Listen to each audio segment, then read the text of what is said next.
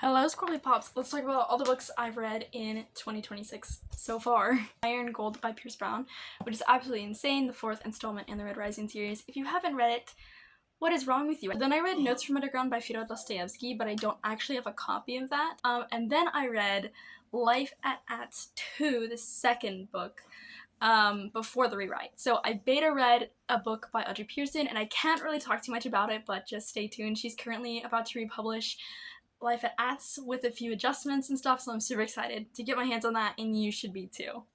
Then I read Dream by the Shadows by Logan Carley. I'm still not a big fan of Romantasy as much of it as I have read. Would I recommend this? Probably. If you like the genre, I imagine you will really love this book. About this girl who falls in love ever so slowly with the one person in all the realm that she was taught and educated to hate. But of course. Then I read Better Than the Movies by Lynn Painter. I read this because I've actually never read a book that's like strictly in the romance genre, and I read it because I wanted to read Just Friends by Haley Pham, which I am currently halfway done with. So this was a good tester into the genre.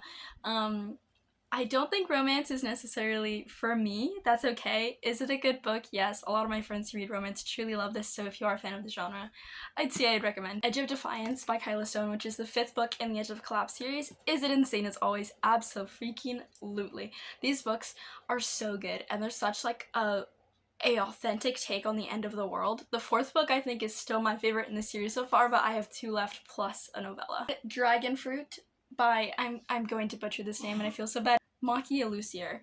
She is absolutely a genius. I love this book so much. Her first chapter is something that needs to be studied in colleges because the way she world builds and introduces the characters in the setting and how things operate is just so masterful, and it's so beautiful. This was amazing. And it's also like a really cool take on Hawaiian mythology, so that was epic. The Walled City by Ryan Groden, which in case you didn't know, she's one of my favorite authors. She's absolutely insane. I love all of the books I've read by her so far. This is the fourth one I've read. Honestly, she is one of the most underrated authors out there, in my opinion.